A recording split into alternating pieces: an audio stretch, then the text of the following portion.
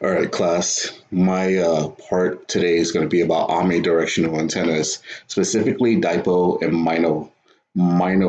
monopole antennas. Yeah.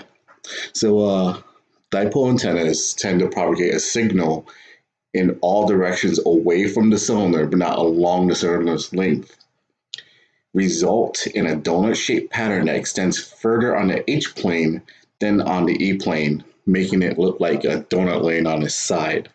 So here we have a picture of a dipole antenna, and here is the donut lane on its side. Now, this is from the H plane, we see that it extends out a lot further than it does on the E plane, but on the E plane, we can see that donut shape.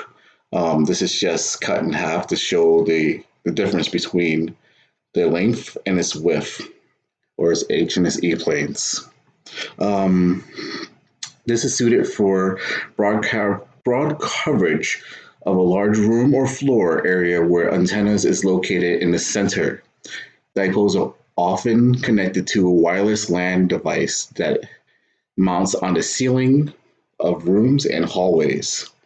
Most dipole antennas are between 3.5 and 5.5 inches long and not always aesthetically pleasing when they stick down from the ceiling. Like the name implies, the dipole has two separate wires that radiates an RF signal when alternating currents are applied across them. So you'll probably see these in our classrooms. You'll probably see Eric may have one sticking out somewhere. Damien might have one sticking out somewhere. If anybody ever worked in a production plant, you'll probably see them lined up across the hallways. Anyways, moving on. This is what they kind of look like, or this is a Cisco version of what they look like. These are normally sticking from the ceilings. These are hanging down from it. They're broadcasting radio RF signals of 2.4 and 5 gigahertz. Monopole, next one up. Antenna size is less than 2 inches in length, contains only one short length of wire.